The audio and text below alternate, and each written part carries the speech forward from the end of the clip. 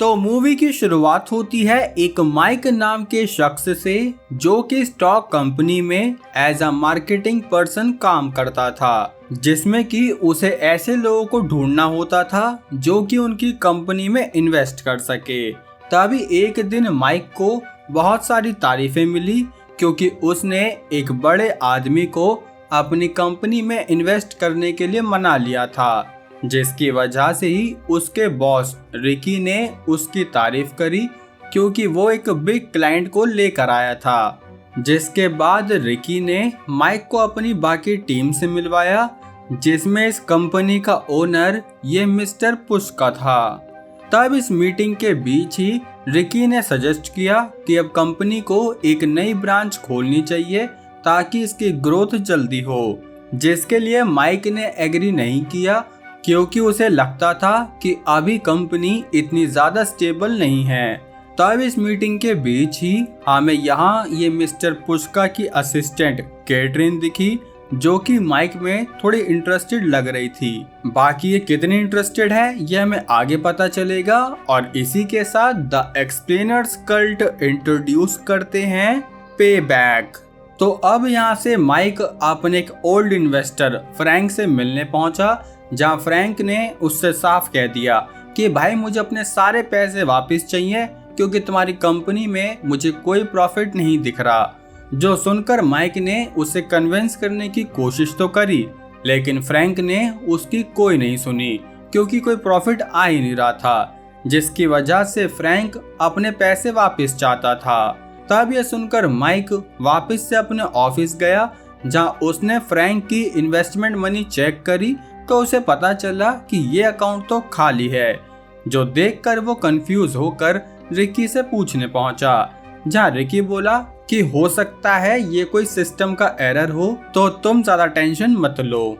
जो सुनकर माइक अपनी वाइफ जूडी के पास पहुंचा जो कि उसके पेरेंट्स के साथ ही रहती थी। साथ ही जूडी अभी प्रेग्नेंट भी थी। तब माइक अपने फादर से मिला जो कि किचन में कोई हलवा पराठा बना रहे थे, जहां उसके फादर ने उसे कॉन्ग्रेचुलेशन भी कर दिया।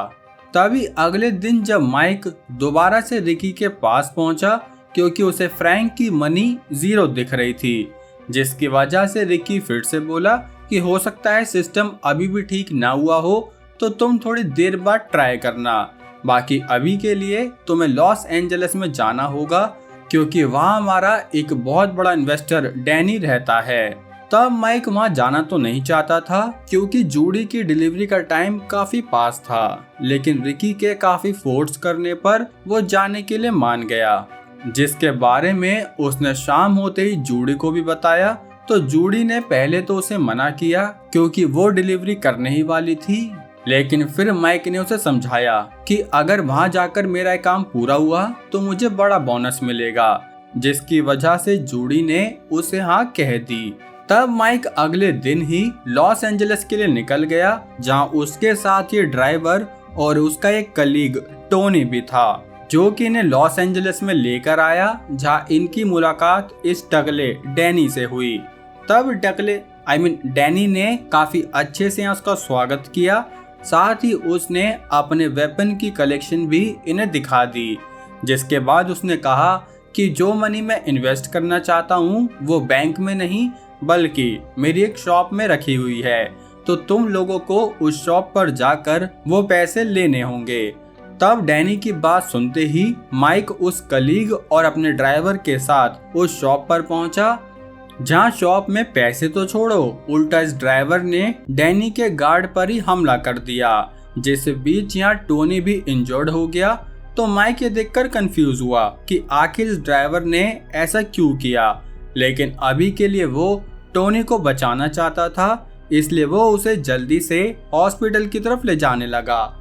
लेकिन पार्किंग लॉट में पहुंचते ही टोनी ने अपना ज्यादातर खून खो दिया था, जिसकी वजह से उसकी मौत हो गई। तब उसकी मौत होते ही पुलिस ने माइक को पकड़ लिया, जहां माइक को उसके लॉयर ने बताया कि तुम डैनी के आदमियों के मर्डर के केस में अरेस्ट हुए हो, जिस पर माइक ने बताया कि ऐसा मैंने नहीं किया, उल्टा उस ड्राइवर ने किया था। लेकिन असल में पुलिस को उस गन पर माइक के फिंगरप्रिंट मिले, जिसकी वजह से ये सारा इल्जाम माइक पर आ गया।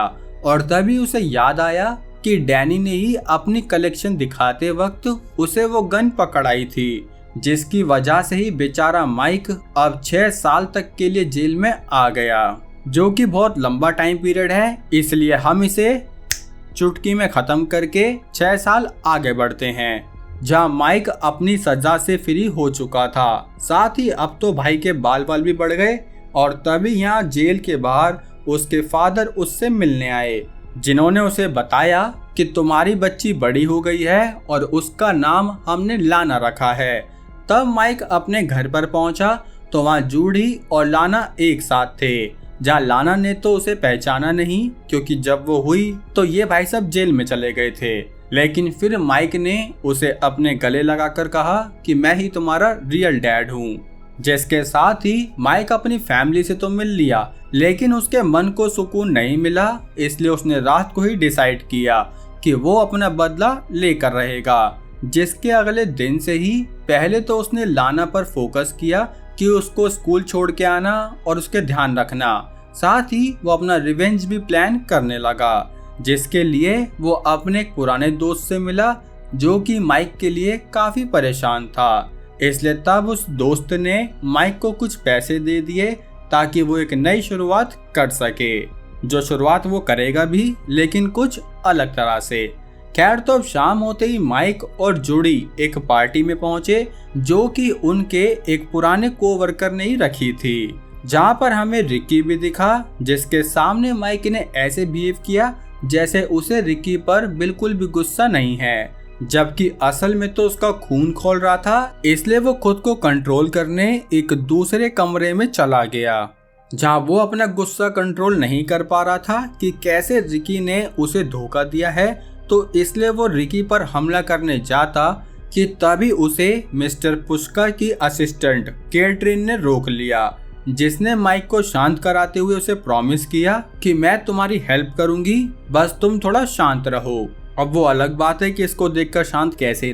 खैर, तो अब कैटरीन माइक को मिस्टर पुष्का के रूम में लेकर आई, जहां मिस्टर पुष्का ने उसे एक नई जॉब ऑफर करी, जिसमें उसे कुछ इलीगल वेपन्स को बेचना था, जिसके लिए पहले तो माइक ने मना कर दिया। लेकिन फिर मिस्टर पुष्का ने जब ये बताया कि इस जॉब में वो टकला डैनी भी है, तो तभी माइक मान गया, क्योंकि उसे डैनी से अपना बदला लेना था। खैर, तो अब उसने अपनी नई जॉब और बदले के बारे में जूडी को बताया, तो वो काफी परेशान हो गई, क्योंकि उसके हिसाब से इन गुंडों से भिड़ना कोई सही बात नहीं है। लेकिन माइक को तो अपना बदला लेना ही था, पर फिर भी वो अभी के लिए शांत होकर सो गया।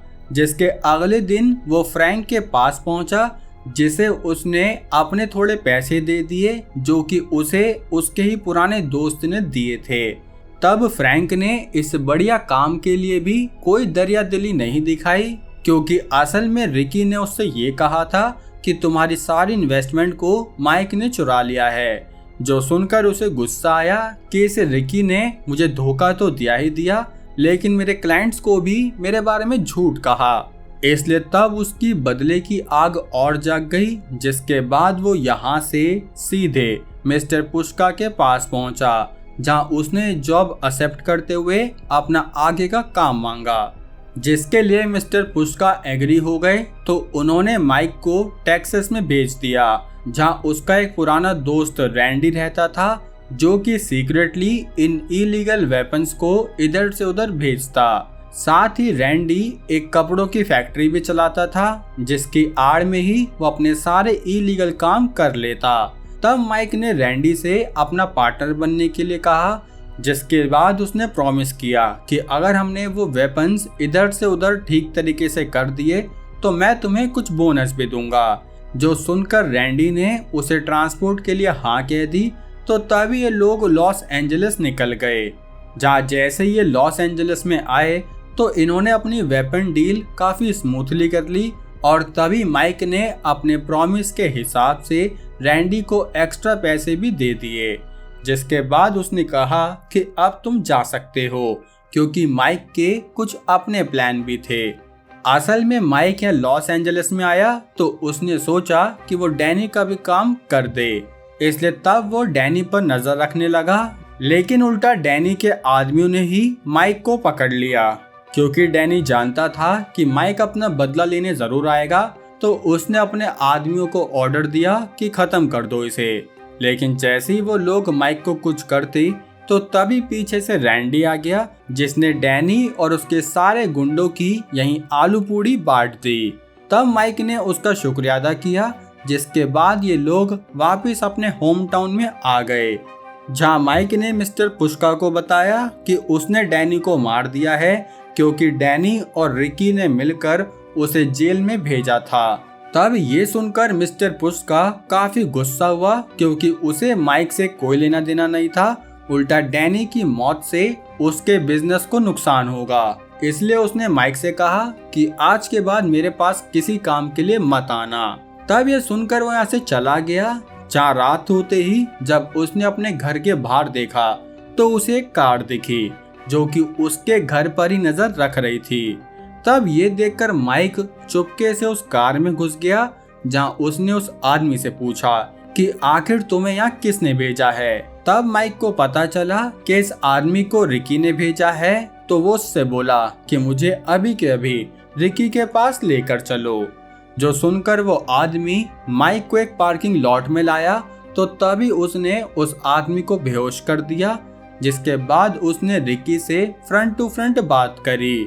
जब बात तो छोड़ो, इनके बीच में लड़ाई होने लगी, जिसके एंड में माइक ने काफी आसानी से रिकी का खेला कर दिया। जिसके अगले दिन वो काफी रिलैक्स था, क्योंकि टीवी पर ये न्यूज आ चुकी थी कि रिकी का मर्डर हो गया है। लेकिन जैसे ही रिकी के मर्डर की खबर जूडी ने सुनी, तो तभी वो समझ गई कि ये काम माइक का है, इसलिए वो उस पर गुस्सा करने लगी, क्योंकि रिकी के आदमी अब इन्हें नहीं छोड़ेंगे। इसलिए उसने माइक से कहा कि तुम अभी के अभी ये घर छोड़कर चले जाओ, मैं नहीं चाहती तुम्हारी वजह से मेरी और हमारी बेटी की जान खतरे में आए। तब ये सुनकर माइक अपने बाप के घर पर पहुंचा, जहां उसने बताया कि उसे छुपने की एक जगह चाहिए। लेकिन जगह मिलने से पहले ही यहाँ एक ग्रुप आ गया, जिसने इन लोगों पर अटैक कर दिया। जिस अटैक में माइक तो बच गया, लेकिन उसके फादर यही मारे गए। और ये भाई साहब इतनी तगड़ी फिल्म निकले कि ये अपने मरते हुए डैड को छोड़कर ही भाग गए। खैर, तो अगले दिन उसके डैड की आलू पूड़ी रखी गई, जहाँ इस सेरेमनी में जूडी भी आ गई, जिसने माइक को बताया कि कल मिस्टर पुष्का और उसके आदमी हमारे घर पर आए थे, जिन्होंने मुझे धमकी दी कि वो मुझे और हमारी बेटी को मार देंगे।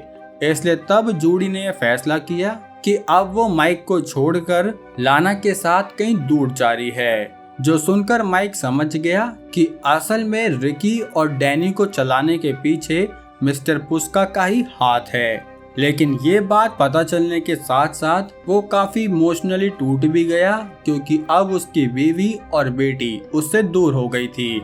इसलिए तब वो रात को दारू पीते हुए इधर उधर घूम रहा था, जिसके बाद उसे कैटरीन का हेल्प वाला प्रॉमिस याद आया। तो इसलिए वो यहाँ से कैटरीन के घर पर पहुंचा, जहाँ उसने उसे उसका प्रॉमिस याद दिलाया। तो कैटरीन उसे अपने घर में बुलाकर हेल्प करने के लिए मान गई।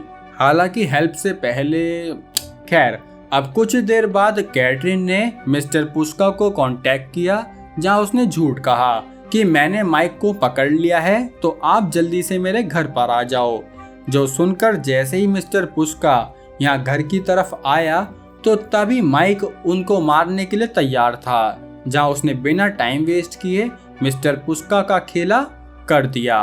और तब कुछ दिन बाद माइक और कैटरीन दोनों as a couple officially date करने लगे, और इन्होंने मिस्टर पुष्का की कंपनी को ही अपने हाथ में हैंड ओवर कर लिया। वाओ माइक भाई, अब आपको जॉब नहीं, आप तो मालिक बन चुके हो, और वाइफ भी दूसरी मिल गई। खैर भाई बढ़िया। चलो भाई, अभी मूवी आपको बढ़िया लगी हो तो लाइक कमेंट करके जरूर बताना, और चैनल पर नए हो मेरे भाई तो सब्सक्राइब भी कर लेना। बाकी अब हम मिलेंगे हमारी अगली वीडियो में, तब तक के लिए जय हिंद।